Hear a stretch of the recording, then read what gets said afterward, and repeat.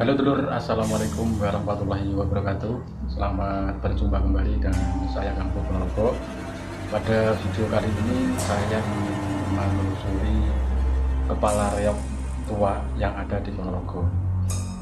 Kalau teman-teman atau dulur-dulur semuanya, kalau mendengar nama Ponorogo itu sudah tidak asing dengan yang namanya reog.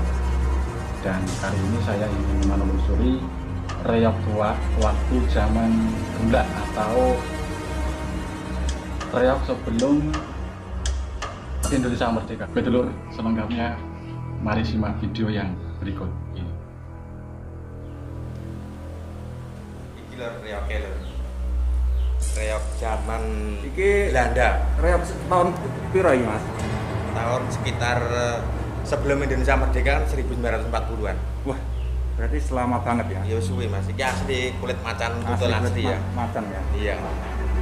Jadi dadake dhuwurno ke isih ora orangnya nek wis rusak Mas dipangan Wis rusak. rayap dadi lemah. biyen wis ngene iki wis kondang iki ya. Iya wis kondang zaman biyen iki. Iki piye ceritanya gini Mas ya? Dibuat dari tahun 1945 ya Mas. 40 pas 45 pas Indonesia merdeka Ya, tahun 40 berarti. Jadi hitung coba saya ini kurang tahun ini. Iki kulitnya asli Mas. Macan betul asli. Macan buto ya. Berane moto-moto niki sik gawan Mak ya. Asli sik gawan Mas motone. Cuman anu iki apa iki? Budune iki sing anu siji tok iki sing anu. Lek rambut-rambutnya iki sangka apa, Bu? Rambutnya saka buntut sapi Mas. Buntut Lek sapi. buntut rambut asli wis broda Mas. Lek iki tak sulami Untuk sapi. iya buntut sapi. Ini cara dadake merake kayak isik lho wis bisa. Iya. Luar biasa. Iya. Tapi biyane kuwi presing nganggo anu kae lho, Mak. Nganggo apa jenenge lar pitik ora nganggo dadak lar Zaman biyen dadak. wis merak Mas. Wis merak ya. Wis enek. Sebelum Indonesia merdeka merak itu Merak sudah ada. wis enek. Sudah ada ya. Tapi lek sing gawe lar pitik ngono kan. Soalnya kalau dulu kalau zaman sekarang merak itu harus belinya dari luar negeri, contohnya seperti di India. Oh, impor berarti? Iya dari India. Kalau di India kan masih banyak merak belum merak. Kalau zaman dulu sebelum Indonesia merdeka itu meraknya masih dalam hutan-hutan sini di daerah Ponorogo masih banyak. Kalau sekarang juga masih banyak. Kan asline sangka ndi? Iki aslinya ya reog kene Mas. Reog kene. Reog kene belinya itu pembuatnya orang Nologaten ya kalau tidak salah zaman dulu. Pembuatnya yang membuat kepala reog ini orang Nologaten. Tapi kemungkinan orangnya sekarang sudah tidak ada. Saya juga tidak tahu menelusuri pembuatnya siapa itu juga lupa namanya itu orang-orang sini. Ya aku ndelok videone sampean lho. Iki biyen apa iku? Di wehne apa piye, Mas? Kalau reog ini kan sebelum pindah ke rumah saya, Nggih. ini di rumah Pak D saya atau paman saya ya. Oh. Karena berhubung Pak D saya sudah tua, sudah Ah. sepuh, terus sakit-sakitan, kemudian disuruh pindah di rumah saya. Jadi reog ini dari dulu itu pindah dari rumah ke rumah. Ya. Jangan awet di sini itu ada keanehan atau hal-hal yang aneh ngono gak? Iya kalau Misalnya. seperti itu. Iya. Ini cuman pertama kali. Umpamanya hari ini reog ini saya pindah ke rumah sini. Kan dulunya di rumah paman saya. Iya. Terus dari pesennya paman saya atau Pak D saya ya, kalau bahasa Jawanya Pak D ya. Iya. Pak D saya pesennya itu tidak boleh diobong-obongi. Oh.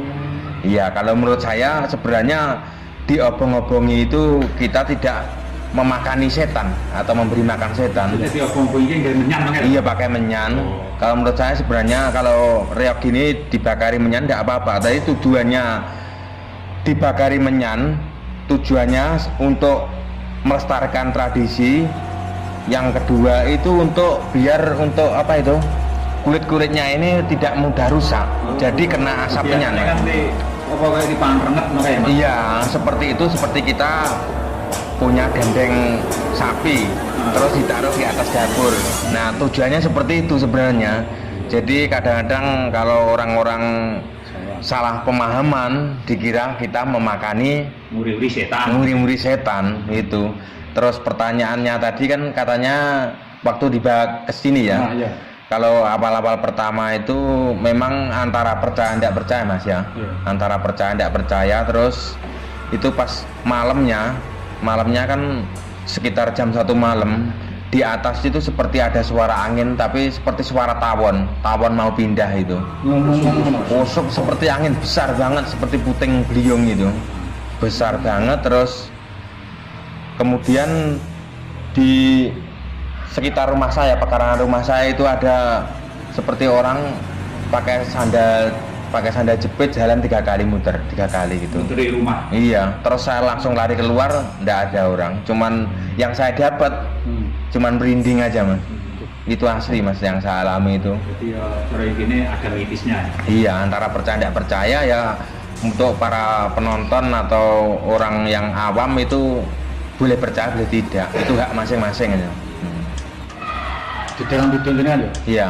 Jadi ini kok apa itu jadi cowok apa ya? Iya bener, kalau zaman dulu begini loh ya, kalau zaman dulu itu kan zaman gemblak. Zaman gemblak itu zaman, kalau ngikuti cara dulu, kalau zaman sekarang kan mungkin nggak cocok ya. Kalau zaman dulu jadanya reog itu laki-laki mas, laki-laki. Kalau khusus reog ini kalau reog yang lainnya umpamanya jadinya laki-laki, terus dari masa ke masa pindah ke reog modern jadinya kan perempuan sekarang. Kalau cewek. Iya, reog cewek, tapi khusus reog ini aja ya, saya tidak tahu kalau reog yang lain. Khusus kepala reog ini tidak bisa dipakai jadi cewek minimal, jadi pantangan harus laki-laki. Jadi pantangan kedua, kalau kebanyakan reog kan biasanya jadil dinaikkan ke kepala reog, ngangkat orang itu seperti biasa kalau zaman sekarang ya. Kalau kata paman saya ini pernah ada jadil laki-laki dipaksain naik ke di atas reog. Iya. Terus akibatnya burungnya itu mas, manuknya itu bengkak langsung, itu otomatis. Jadi setelah acara selesai burungnya bengkak. Itu antara percaya tidak percaya. Tapi akhirnya sembuh juga karena ya harus ada. Kalau zaman dulu kan tradisi Jawa itu masih kental banget ya, harus ada ritual khusus. Tidak tahu seperti apa. Ada ritualnya khusus. Iya, supaya bisa sembuh seperti semula. Ya minta doa bersama-sama mungkin gitu. Kalau zaman dulu ini reog ini umpamanya taruh di atas lemari ya. Biasanya kalau orang zaman dulu seperti zaman sekarang banyak taruhnya di atas ya. Ditaruh di atas itu sering turun sendiri mas kalau dulu. Oh misalnya di atas lemari bisa turun sendiri. Besoknya tahu-tahu sudah di bawah. Iya seperti ini, keadaan tidak terbalik atau gimana ya, keadaan seperti ini. Tahu-tahu sudah di bawah. Gitu. Waktu itu nggak ada suara jatuh atau nggak ada. Kalau zaman dulu itu penuh dengan misteri. Namanya kepala reog ini penghuninya kalau dulu itu perempuan. Perempuan. Jadi namanya saja kalau jadulnya laki-laki naik kan nggak boleh, dia kan perempuan. Jadi kan namanya itu Raden Roro Duduk ini dari sampai sekarang itu. Artinya melanggar aturan ngono. Iya. Jadi lanang numpai sinunggonian wedok, ora gelem. Bukan muhrim gitu loh. Kan kemarin itu Mas Apip itu yang YouTuber dari Jaranan, Mas Apip kenal? Nah, itu kan pernah berinteraksi dengan kepala reog ini. Oh, pernah nyoba ya? Iya pernah mencoba, terus katanya ya seperti itu. Terus kira-kira penghuni sing ning jero ndas tapi kira-kira isih ora Mas? Kira-kira menurut sampean saiki iki detik iki lho maksudnya. Kalau sekarang ini kalau menurut saya pribadi tidak ada mas, cuman kesininya itu cuman sekedar nengok aja. Oh gitu.